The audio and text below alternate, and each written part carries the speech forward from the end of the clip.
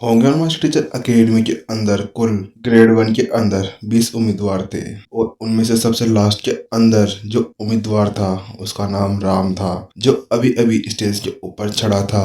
अगर ऐसा देखा जाए कि अगर चार मास्टर टीचर अकेडमी के अंदर कोई टूर्नामेंट हो और उनकी ताकत को रखा जाए तो कुल मिलाकर 80 उम्मीदवार होते हैं और उनके अंदर भी राम सबसे लास्ट में ही आता, क्योंकि अभी अभी उन्होंने अपने सामने दो सबसे ताकतवर लड़ाकुओं को देखा था जो इतनी आसानी से हवा के अंदर उड़ा दिए गए थे। तो क्या वास्तव में राम राजेश से लड़ पाएगा? कोई भी कुछ नहीं कर पा रहा था, लेकिन ऐसा लग रहा था देखने से कि वह किसी एक मूर्ख को देख रहे हों जो खुद के पैरों पर कुल्हाड़ी मारने के लिए अभी सामने वाले से लड़ने जा रहा हो। होंगन मास्टर टीचर अकेडमी के ग्रेड 1 के सभी स्टूडेंट्स अपनी आंखों को ढकने से नहीं रोक पा रहे थे, क्योंकि वह अपने साथी को सामने वाले से पिटते हुए देखना नहीं चाहते थे। तुम सभी इसे भूल जाओ, बस मुझे पहले स्टेज के ऊपर जाने दो, चाहे से मैं हार जाऊं, क्योंकि अगर मुझे अभी नहीं जाना तो फिर बाद में तो जाना ही होगा। ये तो एक तरह का सवाल है कि मैं अभी हारूं या फिर बाद में, वह एक ही बात होगी। अपनी निराशा को दूर करते हुए राम मंच के ऊपर चला गया। उसके मुंह पर एक अलग ही हंसी की लहर तोड़ी हुई थी, क्योंकि जब शक्ति प्रदर्शन किया जा रहा था तो भी उसे पता चल गया था कि वह अपनी इस शक्ति के साथ में कॉम्बैट मास्टर नहीं बन सकता, और अगर वह बिना लड़े ही हार मान लेगा तो वो होंगे मास्टर टीचर अकेडमी की बेइज्जती होगी, और राम ऐसा होते हुए नहीं दे सकता था।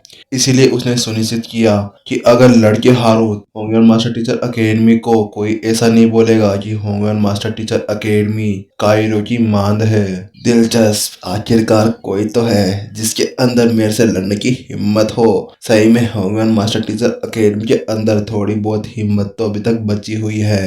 राजेश ने जब देखा कि कोई उम्मीदवार मास्टर टीचर अकेडमी से ऊपर आया है तो उसने अपने होठों को चाटते हुए उसकी तरफ देखते हुए एक मुस्कुराहट दी। चलो, कम से कम तुम मेरी एक चाल तो सह लोगे। और एक फीकी सी मुस्कान के साथ में उसने अपना हाथ हिलाया और उसकी सेबर के आसपास से हवा उठी, जिसके कारण आसपास के एरिया के अंदर बहुत बड़ा दबाव बना। मुझे उम्मीद है कि मैं एक चाल तो सही लूंगा इसकी। प्रिंसिपल नितिन द्वारा जो उसको शिक्षा दी गई थी उसी का फायदा उठाने की कोशिश करते हुए उसने अपनी कलाई घुमाई और अपने स्टोरी रिंग से एक भाला निकाल लिया।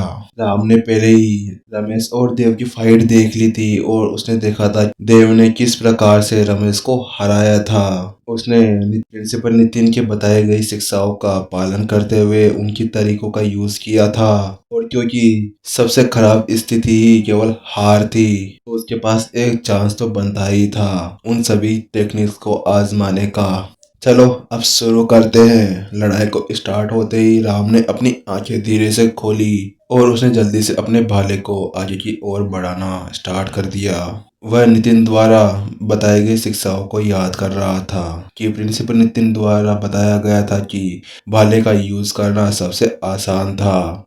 उसकी लंबाई का उपयोग करते हुए सामने वाले के ऊपर वार करो, भाले की लंबाई का पूरा पूरा उपयोग करो। यही सोचते हुए राम आगे की ओर बढ़ते जा रहा था। जब राक्षस ने देखा कि राम उसकी तरफ बढ़ा आ रहा है तो उसने अपने सेबर से एक स्लेश अटैक राम के ऊपर कर दिया, लेकिन राम ने भी उसको बिना डरे उसका सामना करने लगा और उसने अपने भाले का यूज करते हुए उसके सेबर के अटैक को डॉज कर दिया और फिर से वह तेजी से राजेश की ओर बढ़ने लगा। उसने राजेश की तरफ अपना भाला घुमाया और फिर से उसने प्रिंसिपल नितिन के वह सभी शब्द याद किए। भाले का उपयोग करो, वो भी अच्छे से, और भाले की लंबाई का यूज करते हुए तुम अगर छोटे हथियार के सामने जाते हो तो तुम सामने वाले को उसकी चाल से हरा सकते हो।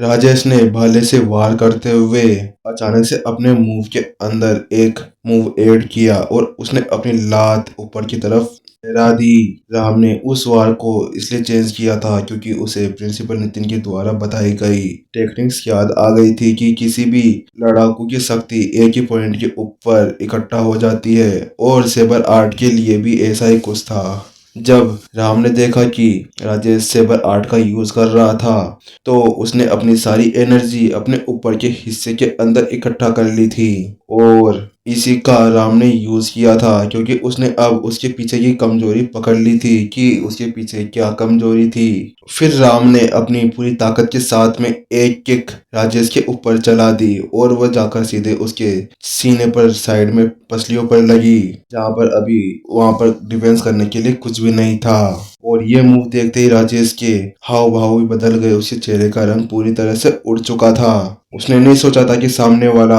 अपने वार को ऐसे बदलेगा।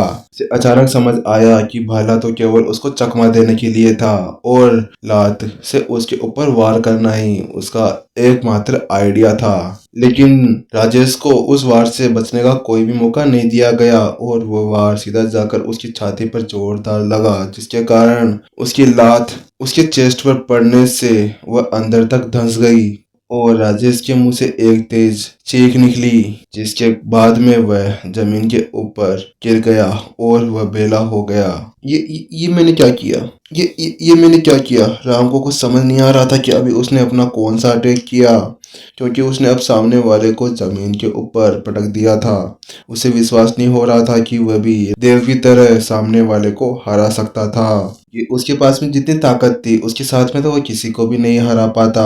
जैसा हाल अभी राम का था उसी तरह का हाल नीचे खड़ी हुई सारी जनता का था। ये क्या हुआ? ये अभी स्टेज पे क्या हुआ? फिर से ये क्या? एक और? अरे भाई, ये क्या हो रहा है भाई? सभी के ऐसे ही रिएक्शंस थे, क्योंकि उन सभी ने ही सुना था कि राम सबसे कमजोर प्रतिद्वंदी था। तो फिर उसके पास इतनी ज्यादा शक्ति कहाँ से आ गई, किसी को कुछ समझ नहीं आ रहा था। आखिरकार वहाँ हो क्या रहा है? और राम का मुंह भी खुला खुला था, क्योंकि प्रिंसिपल नितिन ने पहले उसे बता दिया था कि अगर कोई भी ऐसा वार करे तो फिर उसका अटैक ऐसा ही करना चाहिए। लेकिन उन्होंने पहले वार्निंग दे दी थी कि किसी को भी अपनी लात के अंदर पूरी ताकत का यूज नहीं करना, वरना सामने वाला हमेशा के लिए बिस्तर पे गिर सकता था। लेकिन राम के चेहरे का रंग उड़ा हुआ था, क्योंकि उसने तो सोचा था कि उसकी वो लात कोई भी काम नहीं करेगी, इसलिए उसने उस मूव के अंदर अपनी पूरी की पूरी ताकत समेट ली थी। ऐसा ही हाल कॉम्बैक्ट मास्टर प्रीतम का भी था। वह तो अभी तक सदमे के अंदर ही थे। अन्य सभी स्टूडेंट्स और मास्टर टीचर्स इस मूव के अंदर की असलियत नहीं पहचान पाए होंगे, लेकिन प्रीतम एक कॉम्बैक्ट मास्टर थे, इसीलिए उन्होंने पहचान लिया था। प्रीतम अपने मन ही मन में सोच रहा था, आखिरकार असली मूव तो मैं बताता हूँ कि किस प्रकार था। राम ने अपनी पूरी ताकत भाले के अंदर घुसा दी थी। उसी का सामना करते हुए राजेश ने राम के उस भाले को रोकने के लिए अपने सेबर आर्ट का यूज किया, लेकिन जो भाला मूव राजेश के ऊपर चला गया था वो तो केवल एक दिखावा था। असली मूव तो वह लेग आर्ट था, जिसका यूज अभी राम ने किया था। को आप एक पूरी तरह से एक सेटअप मान सकते हैं, लेकिन ये सुनने में जितना ज्यादा आसान लगता है इसको अंजाम देना उतना ही ज्यादा मुश्किल था, क्योंकि युद्ध के अंदर टाइमिंग सबसे ज्यादा बेस्ट होती है। अगर राम के उस अटैक को राजेश ने पहले ही भांप लिया होता तो वह शायद उसको रोक पाता, लेकिन उसका पूरा ध्यान तो उस भाले के ऊपर था। जो राम ने सेकंड मूव चुना था उसके अंदर उसका ध्यान बिल्कुल भी नहीं था, जिस कारण से राजेश को वह सीधा सीधा हिट कर गया। लेकिन मानना पड़ेगा राम की आंखें वो ज्यादा तेज थी, उसने आसानी से राजेश के सारे मूव के अंदर की गलती निकाल ली थी। प्रीतम को भी ये समझ में आ गया था कि अगर उसका लेवल भी कम होता राजेश के बराबर तो वह भी इतनी आसानी से सामने वाले की मूव के अंदर गलती नहीं निकाल पाता। क्या सही में ये राम होंगन मास्टर टीचर अकेडमी का सबसे लास्ट का लड़ाकू था, या आखिर चल क्या रहा था? उन सभी से अलग अब राजेश को भी बहुत ज्यादा गुस्सा आने लगा था। वह अपने पैरों पर बहुत मुश्किल से खड़ा होते हुए गुस्से से राम की तरफ देखने लगा। उसकी आंखों के अंदर अंगारे जल रहे थे। उसमें उसकी क्या गलती थी? वह तो केवल अपने दोस्त रमेश का बदला लेना चाहता था, लेकिन कौन जानता था कि उसकी भी वही हालत हो जाएगी जो कुछ पल पहले उसके दोस्त की हुई थी। राम ने अपना सिर खुजलाते हुए भोली सी शक्ल बनाते हुए राजेश की तरफ देखते हुए उससे कहा, मुझे नहीं पता मैंने ये कैसे किया और मैं कैसे जीत गया। क्या आप मेरे साथ एक और मैच करना चाहोगे? राम ने बिल्कुल भोली सी शक्ल बनाई हुई थी। देखने से ऐसा लग रहा था कि कोई बच्चा किसी से टॉफी मांग रहा हो। लेकिन राम का तो इसके पीछे कुछ और ही इरादा था, क्योंकि कुछ पल पहले उसके प्रिंसिपल नितिन ने उन्हें जो शिक्षाएं दी थी उसका यूज करने के लिए वह इसको यूज करना चाहता था, क्योंकि वह अभी भी उसको पूरी तरह से समझने में कामयाब नहीं हो पाया था।